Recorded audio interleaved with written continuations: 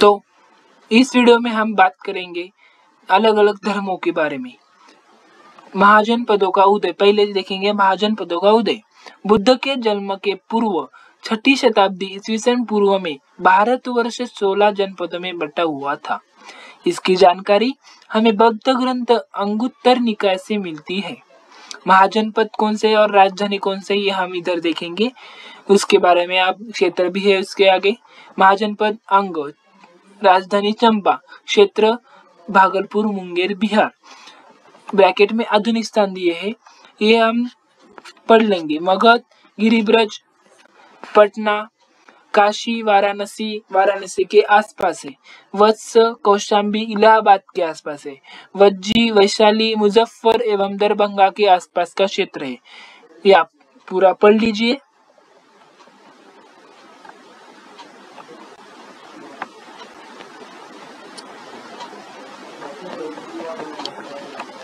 अब आते हैं जैन धर्म। जैन धर्म के संस्थापक एवं प्रथम तीर्थकर ऋषभदेव थे। जैन धर्म के 23वें तीर्थकर पार्श्वनाथ थे, जो काशी के इक्ष्वाकु वंशीय राजा अश्वसेन के पुत्र थे। इन्होंने 30 वर्ष की अवस्था में संन्यास जीवन को स्वीकारा। इनके द्वारा दी गई शिक्षा थी हिंसा न करना, सदा सत्य बोलना, चोरी न करना तथा संपत्ति न रखना। महावीर स्वामी जैन धर्म के 24वें एवं अंतिम तीर्थकर हुए। महावीर का जन्म 540 ईस्वी सन पूर्व में कुंडग्राम यानी कि वैशाली में हुआ था। इनके पिता सिद्धार्थ घ्रातुक कुल के सरदार थे और माता त्रिशला लिच्छवी राजा चेटक की बहन थी। महावीर की पत्नी का नाम था यशोदा एवं पुत्री का नाम था अन्नजा प्रियदर्शनी। महावीर के बचपन का नाम यह वर्धमान था। इन्होंने 30 वर्ष की उम्र में माता पिता के मृत्यु के पश्चात अपने बड़े भाई नंदीवर्धन से अनुमति लेकर संन्यास जीवन को स्वीकारा था। 12 वर्षों की कठिन तपस्या के बाद महावीर को जुब्रिक के समीप रज्जुपालिका नदी के तट पर साल वृक्ष के नीचे तपस्या करते हुए संपूर्ण ज्ञान का बोध हुआ। इसी समय से महावीर जिन, अर्थ और निभ्रय कहलाए हैं। जिन का अर्थ विजेता, अर्थ का अर्थ पूज्य, निग्रत का अर्थ बंधनहीन। महावीर ने अपना उपदेश प्राकृत भाषा में लिखा। प्राकृत भाषा थी अर्धमागधी। महावीर के प्रथम अनुयायी उनके दामाद प्रियदर्शनी के पति जामिल बने। प्रथम जैन भिक्षुनी नरेश नदीवाहन की पुत्री चंपा थी।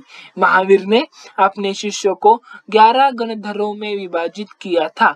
आर्य सुधर्मा अकेला ऐसा गंधर्व था जो महावीर की मृत्यु के बाद भी जीवित रहा और जो जैन धर्म का प्रथम थेरा का मुख्य उपदेशक हुआ।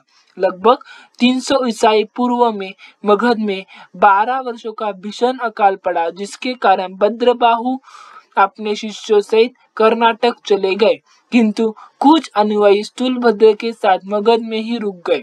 भद्रबाहु के वापस लौटने पर मगध के साधुओं से उनका गहरा मतभेद हो गया, जिसके परिणाम स्वरूप जैन मत श्वेतांबर एवं दिगंबर नामक 2 संप्रदायों में बटा गया। स्थूलभद्र के शिष्य श्वेतांबर श्वेत वस्त्र धारण करने वाले एवं भद्रबाहु के शिष्य दिगंबर नग्न रहने वाले कहलाते हैं। जैन धर्म के त्रिरत्न है सम्यक दर्शन, सम्यक ज्ञान, सम्यक आचरण। त्रिरत्न के अनुशीलन में निम्न 5 महाव्रतों का पालन अनिवार्य है: अहिंसा, सत्यवचन, अस्तेय, अपरिग्रह एवं ब्रह्मचर्य। जैन धर्म में ईश्वर की मान्यता नहीं है। प्रमुख जैन तीर्थकर और उनके प्रतीक चिन्ह क्या है, ये इधर देखेंगे हम। जैन तीर्थ के नाम एवं क्रम। जैन तीर्थ के नाम क्या है? ऋषभदेव, ये प्रथम थे। प्रतीक चिन्ह है सांड। अजित नाम ये द्वितीय थे। प्रतीक चिन्ह हाथी। तृतीय है संभव। प्रतीक चिन्ह घोड़ा। सप्तम है शंपाश्व स्वस्तिक। 16वां थे शांति। प्रतीक चिन्ह हिरण। इस 21वें थे नामी। प्रतीक चिन्ह नीलकमल। 22वें थे अरिष्टनेमी। प्रतीक चिन्ह है शंख। 23वें थे पार्श्व। प्रतीक चिन्ह है सर्प। महावीर 24वें थे, उनका प्रतीक चिन्ह सिंह है। तो यहाँ पे नोट, 2 जैन तीर्थकरों ऋषभदेव एवं अरिष्टनेमी के नामों का उल्लेख ऋग्वेद में मिलता है। अरिष्टनेमी को भगवान कृष्ण का निकट संबंधी माना जाता है। जैन धर्म में आत्मा की मान्यता है। महावीर पूर्ण जन्म एवं कर्मवाद में विश्वास करते थे। जैन धर्म के सप्तभंगी ज्ञान के अन्य नाम साधवाद और अंकित अनेकांतवाद है। जैन धर्म ने अपने आध्यात्मिक विचारों का सांख्य दर्शन से ग्रहण किया। जैन धर्म मानने वाले कुछ राजा थे।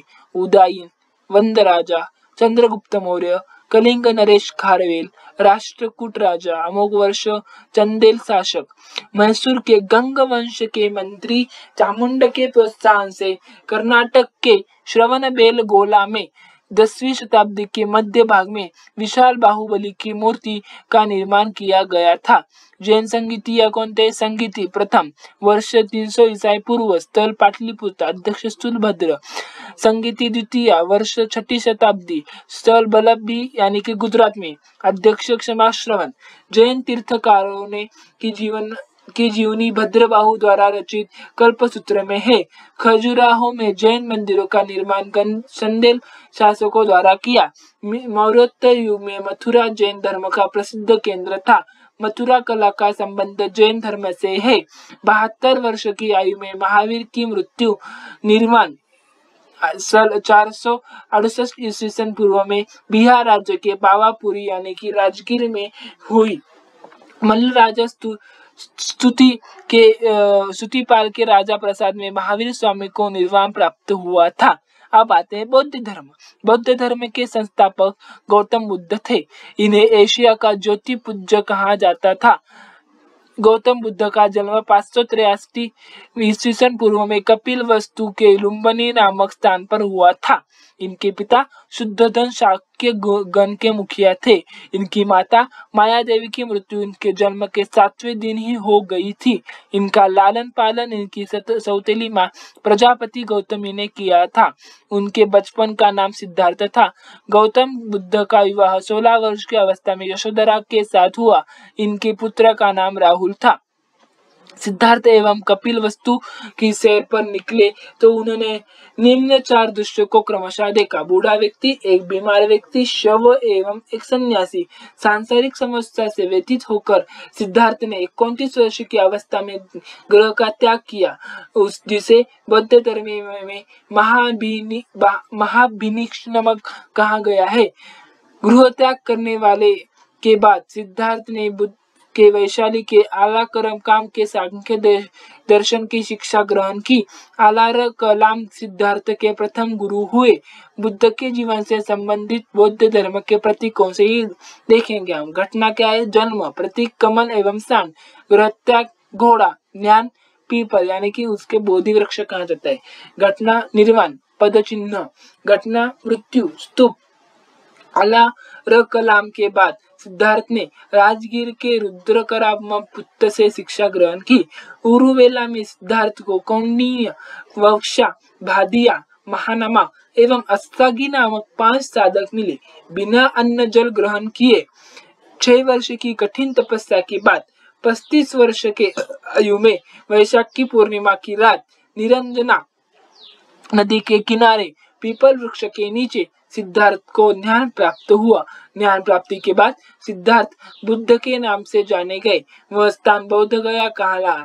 बुद्ध ने अपना प्रथम उपदेश सारनाथ ने दिया, जिसे बौद्ध ग्रंथों में धर्म चक्र प्रवर्तन कहा गया है। बुद्ध ने अपने उपदेश जनसाधारण की भाषा पाली में दिए गए। बुद्ध ने अपने उपदेश कौशल, वैशाली, कौशांबी एवं अन्य राज्यों में दिए। बुद्ध ने अपने सर्वाधिक उपदेश कौशल देश की राजधानी श्रावस्ती में दिए। उनके प्रमुख अनुयायी शासक थे बिंबिसार, प्रसेनजीत तथा उदयन। बुद्ध की मृत्यु 80 वर्ष की अवस्था में 483 ईस्वी पूर्व में कुशीनारा देवरिया उत्तर प्रदेश में चुंद द्वारा अर्पित भोजन करने के बाद हो गई, जिसे बौद्ध धर्म में महापरिनिर्वाण कहा गया है। मल्लों ने अत्यंत सम्मान पूर्वक बुद्ध का अंत्येष्टि संस्कार किया। एक अनुश्रित के अनुसार मृत्यु के बाद बुद्ध के शरीर के अवशेषों को 8 भागों में बांटकर उन पर 8 स्तूपों का निर्माण कराया गया। बुद्ध के जन्म एवं मृत्यु की तिथि को चीनी परंपरा के कौंडिन्य अभिलेख के आधार पर निश्चित किया गया। बौद्ध धर्म के बारे में हमें विशद ज्ञान पाली त्रिपिटक से प्राप्त होता है। बौद्ध धर्म मूलतः अनिश्वरवादी है, इसमें आत्मा की परिकल्पना भी नहीं है। बौद्ध धर्म में पुनर्जन्म की मान्यता है। तृष्णा को क्षीण हो जाने की अवस्था को ही बुद्ध ने निर्वाण कहा है। विश्व दुखों से भरा है का सिद्धांत बुद्ध ने उपनिषद से लिया है। बुद्ध को अनुयायी दो भागों में विभाजित थे, एक भिक्षुक, एक दूसरा उपासक। भिक्षुक बौद्ध धर्म के प्रचार के लिए जिन्होंने संन्यास ग्रहण किया उन्हें भिक्षुक कहा जाता है, और उपासक किसे कहा जाता है? गृहस्थ जीवन व्यतीत करते हुए बौद्ध धर्म का अपनाने वाले को उपासक कहा जाता है। बौद्ध संघ में सम्मिलित होने के लिए न्यूनतम आयु सीमा 15 वर्ष थी। बौद्ध संघ प्रविष्ट होने को उपसंपदा कहा जाता है। बौद्ध धर्म के त्रिरत्न है बुद्ध, धम्म एवं संघ। चतुर्थ बौद्ध संगीति के बाद बौद्ध धर्म दो भागों में एवं महायान में विभाजित हो गया। धार्मिक जुलूसों का प्रारंभ सबसे पहले बौद्ध धर्म के द्वारा प्रारंभ किया। बौद्ध का सबसे पवित्र त्योहार वैशाख पूर्णिमा है, जिसे बुद्ध पूर्णिमा के नाम से जाना जाता है। इसका महत्व इसलिए है कि बुद्ध पूर्णिमा के ही दिन उनका बुद्ध का जन्म था। ज्ञान की प्राप्ति एवं महापरिनिर्वाण की प्राप्ति हुई। बुद्ध ने सांसारिक दुखों का संबंध एवं 4 आर्य सत्यों का उपदेश दिया है: दुख, दुख समुदाय, दुख निरोध, दुख निरोधनिमिनी। इन सांसारिक दुखों से मुक्ति हेतु बुद्ध ने अष्टांगिनी मार्ग की बात कही है। ये साधन है: 1 सम्यक दृष्टि, 2 संकल्प सम्यक संकल्प, 3 सम्यक वाणी, 4 सम्यक कर्मांत, 5 सम्यक आजीव, 6 सम्यक व्यायाम, 7 सम्यक स्मृति एवं 8 सम्यक समाधि। बुद्ध के अनुसार अष्टांगिक मार्गों के पालन करने के उपरांत मनुष्य की भवम तृष्णा नष्ट हो जाती है और उसे निर्वाण प्राप्त हो जाता है। निर्वाण बौद्ध धर्म का परम लक्ष्य है, जिसका अर्थ है दीपक का बुझ जाना, अर्थात जीवन मरण चक्र से मुक्त हो जाना। बुद्ध के निर्वाण प्राप्ति को सरल बताने के लिए निम्न 10 शीलों पर बल दिया: अहिंसा, सत्य, अस्तेय या अस्तेय मतलब चोरी न करना, अपरिग्रह मतलब किसी प्रकार की संपत्ति न रखना, मद्य सेवन न करना, असमय भोजन न करना, सुखप्रद बिस्तर पर नहीं सोना, धन संचय न करना, स्त्रियों से दूर रहना और नृत्य गान आदि से दूर रहना। गृहस्थ के लिए केवल प्रथम 5 शीला तथा भिक्षु के लिए 10 शील मानना अनिवार्य था। बुद्ध ने मध्यम मार्ग का उपदेश दिया। अनिश्वरवाद के संबंध में बौद्ध धर्म एवं जैन धर्म से समानता है। जातक कथा प्रदर्शित करती है कि बोधिसत्व का अवतार मनुष्य रूप में भी हो सकता है तथा पशुओं के रूप में भी। बोधिसत्व के रूप में पुनर्जन्मों की दीर्घ श्रृंखला के अंतर्गत बुद्ध ने शाक्य मुनि के रूप में अपना अंतिम जन्म प्राप्त किया, किंतु इसके उपरांत मैत्रेय तथा अन्य नामक बुद्ध अभी अविरत होने शेष है। सर्वाधिक बुद्ध मूर्तियां का निर्माण गंधार शैली के अंतर्गत किया गया, लेकिन बुद्ध की प्रथम मूर्ति संभवतः मथुरा कला के अंतर्गत बनी थी। अब आता है शैव धर्म। भगवान शिव की पूजा करने वाले को शैव एवं शिव से संबंधित धर्म को शैव धर्म कहा गया है। शिवलिंग उपासना का प्रारंभिक पुरातात्विक साक्ष्य हड़प्पा संस्कृति के अवशेषों से मिलता है। ऋग्वेद में शिव के लिए रुद्र नामक देवता का उल्लेख है। अथर्ववेद में शिव को भव, शर्व, पशुपति एवं भूपति कहा गया है। लिंग पूजा का पहला स्पष्ट वर्णन मत्स्य पुराण में मिलता है। महाभारत के अनुशासन पर्व से भी लिंग पूजा का वर्णन मिलता है। वामन पुराण में शैव संप्रदाय की संख्या 4 बताई गई है। यह है पाशुपत, कापालिक, कालामुख, लिंगायत। पाशुपत संप्रदाय शैवों का सर्वाधिक प्राचीन संप्रदाय है। इसके संस्थापक लकुलिश थे, जिन्हें भगवान शिव के 18 अवतारों में से एक माना जाता है। पाशुपत संप्रदाय के अनुयायियों के पंचायार्तिक कहा गया है। इस मत का प्रमुख सैद्धांतिक ग्रंथ पाशुपत सूत्र है। श्रीकर पंडित एक विख्यात पाशुपत आचार्य थे। कापिलक संप्रदाय के इष्ट देव भैरव थे। इस संप्रदाय का प्रमुख केंद्र श्रीशैल नामक स्थान था। कालामुख संप्रदाय के अनुयायियों को शिव पुराण में महाव्रतधर कहा गया है। इस संप्रदाय के लोग नर कपाल में ही भोजन, जल तथा सुरापन करते हैं और साथ ही अपने शरीर पर चिता की भस्म मलते हैं। लिंगायत संप्रदाय दक्षिण में प्रचलित था। इन्हें जंगम भी कहा जाता था। इस संप्रदाय के लोग शिवलिंग की उपासना करते हैं। वसव में पुराण में लिंगायत संप्रदाय के प्रवर्तक अल्लभ प्रभु तथा उनके शिष्य वासव को बताया गया है। इस संप्रदाय को वीरशैव संप्रदाय भी कहा जाता है। 10वीं शताब्दी में मत्स्येंद्रनाथ ने नाथ संप्रदाय की स्थापना की। इस संप्रदाय का व्यापक प्रचार प्रसार बाबा गोरखनाथ के समय हुआ। दक्षिण भारत में शैव धर्म चालुक्य, राष्ट्रकूट, पल्लव एवं चोलों को समय लोकप्रिय रहा। पल्लव काल में शैव धर्म का प्रचार प्रसार नायनारों द्वारा किया गया। नायनार संतों की संख्या 63 बताई गई है, जिनमें अन्नार, निरुद्यान, संबंदर एवं सुंदरी मूर्ति आदि के नाम उल्लेखनीय है। एलोरा के प्रसिद्ध कैलाश मंदिर का निर्माण राष्ट्रकूटों ने करवाया। चोल शासक राजराज प्रथम ने तंजौर में प्रसिद्ध राजराजेश्वर शैव मंदिर का निर्माण किया, जिसे बृहदीश्वर मंदिर के नाम से भी जाना जाता है। कुषाण शासकों की मुद्राओं पर शिव एवं नंदी का एक साथ अंकन प्राप्त होता है। धन्यवाद। मेरे चैनल को सब्सक्राइब और लाइक कीजिए।